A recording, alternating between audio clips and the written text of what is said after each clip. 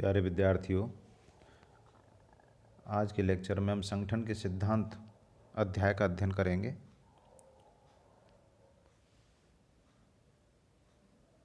संगठन के सिद्धांत, इनसे तात्पर्य यह है कि वो नियम या प्रक्रियाएं जिनसे औपचारिक संगठनों का संचालन होता है। जैसा हमने पिछले अध्याय में पढ़ा था, संगठन दो प्रकार के होते हैं, औपचारिक और अनौपचारिक। औपचारिक संगठन जो जानबूझकर बनाए जाते हैं, नियम और कानूनों से के आधार पर बनाए जाते हैं, सोच समझकर बनाए जाते हैं, जिनका एक ढांचा होता है। तो सिद्धांतों के आधार पर औपचारिक संगठनों का संचालन होता है और इन सिद्धांतों के आधार पर प्रशासनिक संगठनों का संचालन होता है। जो प्रशासनिक संगठन है वो औपचारिक संगठन की ही श्रेणी में आते हैं। हालांकि प्रशासनिक संगठन के सिद्धांत विज्ञान के सिद्धांतों की तरह निश्चित एवं सार्वभौमिक नहीं होते। विज्ञान के सिद्धांत कैसे होते हैं? विज्ञान के सिद्धांत निश्चित होते हैं, सार्वभौमिक यानी सभी जगहों पर लागू होते हैं, उन्हें सत्य सिद्ध किया जा सकता है, उनकी सत्यता की परख की जा सकती है। एल.डी. वाइट के अनुसार इन सिद्धांतों द्वारा, कौन से सिद्धांतों द्वारा? संगठन के सिद्धांतों द्वारा।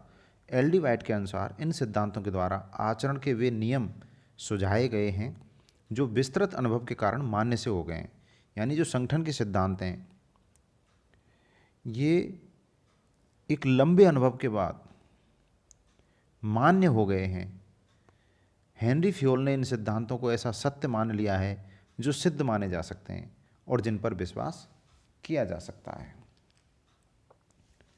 संगठन के सिद्धांतों में सबसे पहला और प्रमुख सिद्धांत माना जाता है पद सोपान का सिद्धांत। यूँ तो अलग अलग विद्वानों ने अलग अलग सिद्धांतों को संगठन का पहला सिद्धांत माना है, लेकिन सामान्यतः पद सोपान के सिद्धांत को संगठन का पहला सिद्धांत या सबसे महत्वपूर्ण सिद्धांत माना जाता है।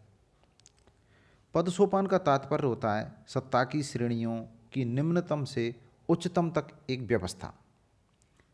सत्ता यानी कि जिस अनुपात में जिस पद धारक को जितनी सत्ता मिलती है, तो उस सत्ता के अनुपात में पदों को एक सीढ़ीनुमा व्यवस्था में या क्रमानुसार एक के ऊपर एक या एक के नीचे एक करके अगर जमाया जाए, व्यवस्थित किया जाए, तो जो संरचना बनती है, जो सीढ़ीनुमा संरचना बनती है, वो पद सोपान होती है। तो यह संगठन की एक ऐसी संरचना होती है जिसमें छोटे बड़े पदों को क्रमिक रूप से व्यवस्थित करके एक श्रृंखला बनाई जाती है।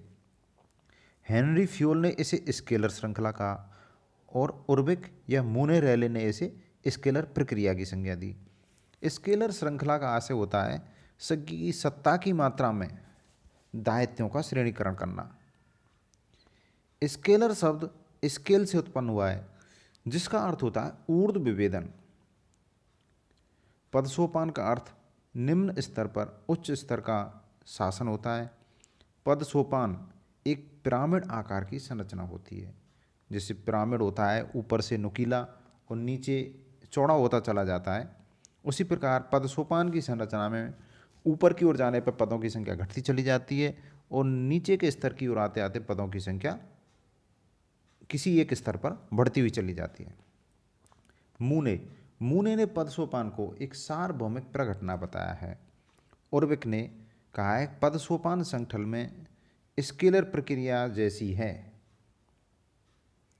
पद सोपान क्या है कि अगर कोई संगठन है तो जैसे उसमें स्केलर प्रक्रिया होती है, वैसे ही इस संगठन में पद सोपान प्रक्रिया है। जैसे प्रत्येक घर में पानी निकासी की प्रक्रिया होती है। एल.डी. वाइट पद सोपान ऊपर से नीचे तक उत्तरदायित्व के कई स्तरों के कारण उत्पन्न वरिष्ठ अधीनस्थों का वह संबंध है जो सभी जगह लागू होता है। अर्थात जो सीढ़ीनुमा संरचना होती है पदों की, पद सोपान संरचना, वो उत्तरदायित्व या सत्ता दो के आधार पर बनती है। तो उत्तरदायित्व के स्तरों के आधार पर वरिष्ठ और अधीनस्थों के संबंध उत्पन्न हो जाते हैं। जिसकी जिम्मेदारी ज़्यादा है वो अलग स्तर पर रखे जाएंगे और जिनकी जिम्मेदारी कम है वो अलग स्तर पर रखे जाएंगे। जिनके पास सत्ता ज़्यादा है वो अलग स्तर पर होंगे और जिनके पास सत्ता कम है वो अलग स्तर पर होंगे। तो सामान्यतः पदसोपान ऊपर से नीचे तक उत्तरदायित्व के कई स्तरों के कारण उत्पन्न वरिष्ठ अधीनस्थों का वह संबंध है जो सभी जगह लागू होता है। किसी भी संगठन में कार्यों एवं उत्तरदायित्वों का वितरण ऊर्ध्वाधर एवं क्षैतिज दोनों दिशाओं में होता है। पद सोपान की व्यवस्थाएं। पद सोपान की प्रमुख विशेषताओं में पहली विशेषता है कि पद सोपान की नाम के आधार पर जो संरचना बनेगी किसी भी संगठन की वो पिरामिड आकार की होगी, एक त्रिभुज की तरह, सीधा त्रिभुज। प्रत्येक स्तर को दायित्व एवं अधिकार सौंपे जाते हैं। निचले स्तर पर पदों की संख्या अधिक होती है। सत्ता, आदेश और नियंत्रण का प्रभाव ऊपर से नीचे की ओर होता है, अर्थात सत्ता, आदेश देने का अधिकार और नियंत्रण करने की शक्ति ऊपर के पदों के पास अधिक होती है। उत्तरदायित्व, अनुज्ञा और फीडबैक, अनुज्ञा यानी आज्ञा का पालन करना और फीडबैक भेजना, इनका प्रवाह नीचे से ऊपर की ओर होता है। अंतिम सत्ता, इसको अंतिम सत्ता पढ़ें। अंतिम सत्ता एवं अंतिम उत्तरदायित्व मुख्य कार्यपालक के पास होता है। सत्ता का प्रवाह प्रत्यायोजन के माध्यम से होता है। यह नियंत्रण और निर्देशन की केंद्रीयकृत व्यवस्था है, अर्थात इसमें नियंत्रण और निर्देशन किसी एक व्यक्ति या उच्च स्तर पर जो व्यक्ति है उसके हाथ में निहित होते हैं। इसमें उचित माध्यम से सिद्धांत का पालन किया जाता है, अर्थात किसी भी स्तर को नज़रअंदाज नहीं किया जा सकता, लांघा नहीं जा सकता। पद सोपान के प्रकार। पिफनर एवं एफएम शेरवुड ने पद सोपान के 4 प्रकार बतलाए हैं। पहला प्रकार है कार्य आधारित पद सोपान। कार्य आधारित पद सोपान व्यवस्था में संगठन में प्रत्येक कर्मचारी का स्थान और या उसका पद उसके द्वारा किए जा रहे कार्य या उसके अधिकार एवं कर्तव्य के द्वारा निर्धारित होता है। जिस कर्मचारी के पास जितने अधिक अधिकार होते हैं वह संगठन में उतनी ही उच्च स्थिति में होता है, और जिनके अधिकार अपेक्षाकृत कम होते जाते हैं वे निम्नतर स्थिति में होते जाते हैं। प्रतिष्ठा आधारित पद सोपान। कार्मिकों की स्थिति उनके कार्य एवं दायित्व के आधार पर नहीं होती बल्कि उनके पद के अनुसार होती है। सैनिक प्रकार के संगठनों में यह प्रणाली अपनाई जाती है।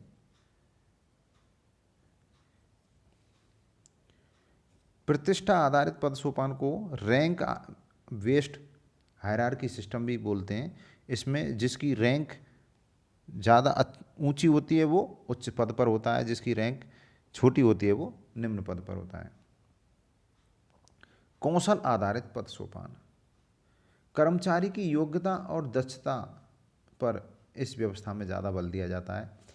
उच्च विशेषज्ञता प्राप्त व्यक्ति उच्च पद पर आसीन होता है, यानी जो व्यक्ति जितना टेक्निकली स्ट्रांग है वो उच्च पद पर आसीन होगा, और जिस व्यक्ति को टेक्निक का जितना कम ज्ञान होगा वो निचले स्तर के पद पर आसीन होगा। वेतन आधारित पद सोपान। वेतन आधारित पद सोपान व्यवस्था में सर्वोच्च वेतन पाने वाला अधिकारी संगठन के शीर्ष पर होता है और निम्नतर वेतन पाने वाले व्यक्ति संगठन के निम्नतर स्तरों पर पदस्थापित होते हैं। पद सोपान के गुण या पद सोपान के लाभ। पद सोपान के द्वारा संगठन में एक रूपता बनी रहती है। बड़े संगठनों में आदेश की एकता स्थापित की जा सकती है। संगठन में आदेश, संचार तथा फीडबैक का मार्ग उपलब्ध होता है। प्रत्येक कार्य को अपनी स्थिति तथा प्रत्येक कार्मिक को इस प्रकार से पढ़ें, बिंदु संख्या 4 पॉइंट नंबर 4 को, प्रत्येक कार्मिक को अपनी स्थिति तथा उत्तरदायित्व का ज्ञान हो जाता है। प्रशासनिक नेतृत्व का विकास होता है। संगठन में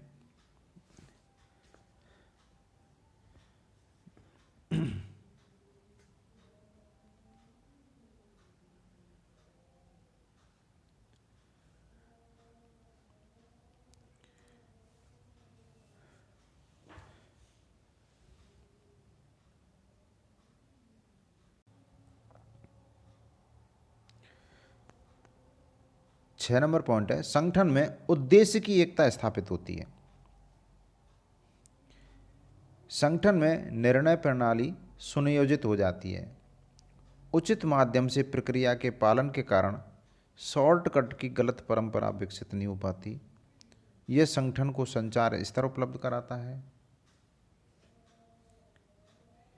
यह विभागीयकरण तथा कार्यकुशलता को सुनिश्चित करता है।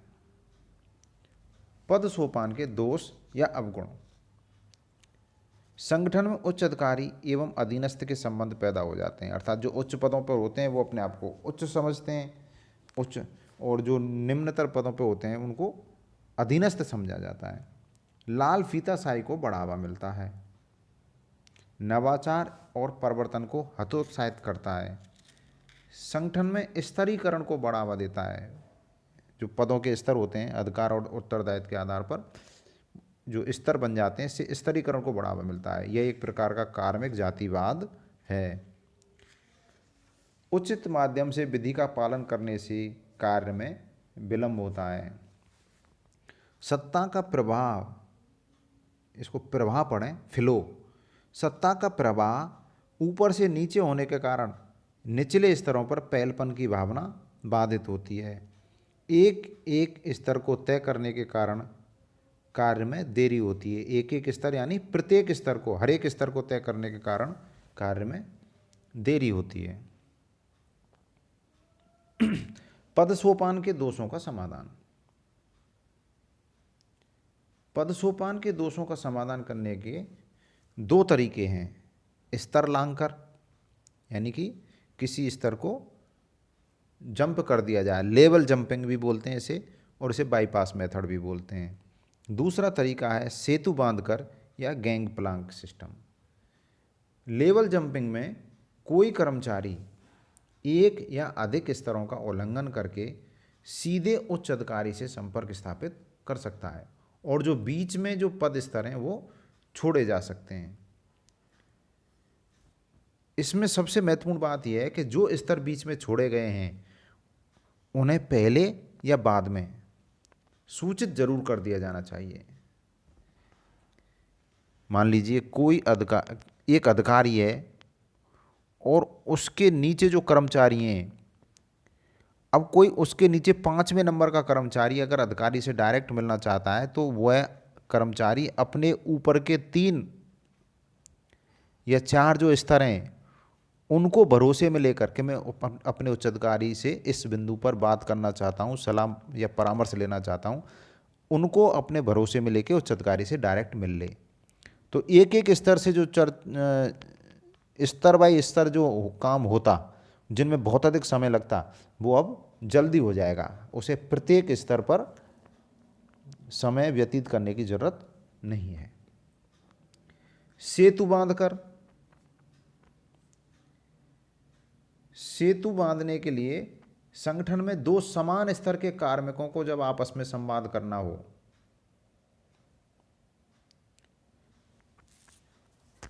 जैसे कोई संगठन होता है और उस संगठन में कई शाखाएं होती हैं,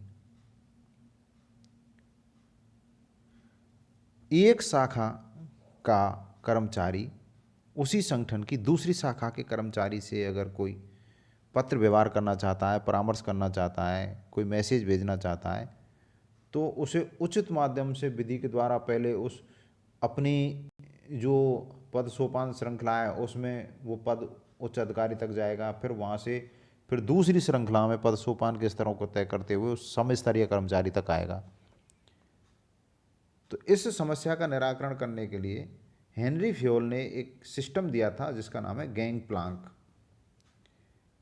और इस गैंग प्लांक का शाब्दिक अर्थ होता है नाव के अंदर या बाहर चलने के लिए लकड़ी का उठाऊ तख्ता।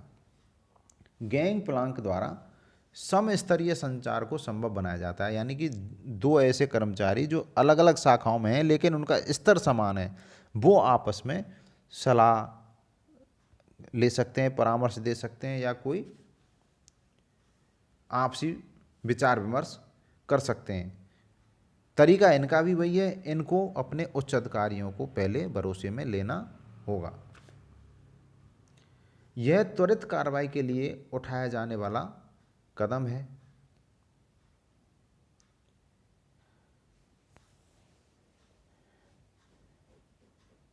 इस व्यवस्था से पदसोपान के नियमों का उल्लंघन भी नहीं होता है और त्वरित कार्रवाई संभव हो जाती है।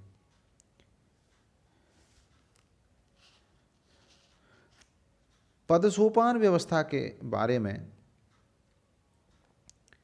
मूने ने कहा है, प्रत्येक संगठन में यह सीढ़ी नुमा श्रृंखला उसी प्रकार आवश्यक है। सीढ़ी नुमा श्रृंखला मतलब पदसोपान व्यवस्था प्रत्येक संगठन में होती है, आवश्यक है और उसी प्रकार आवश्यक है जैसे घर में गंदे पानी के निकास के लिए नाली जरूरी है। लेकिन कोई भी इंसान इस नाली को घर समझकर इसके अंदर नहीं रहता। उसी प्रकार जिस प्रकार कोई व्यक्ति अपने घर की नाली में नहीं रहता, उसी प्रकार अगर पदसोपान व्यवस्था जो संगठन है उसमें पदसोपान व्यवस्था तो जरूरी है, लेकिन वो पदसोपान व्यवस्था है वो संचार का एकमात्र माध्यम या साधन नहीं है। क्योंकि पदसोपान व्यवस्था में क्या होता है, कम्युनिकेशन होता है, मैसेज ऊपर जाता है, मैसेज नीचे आता है।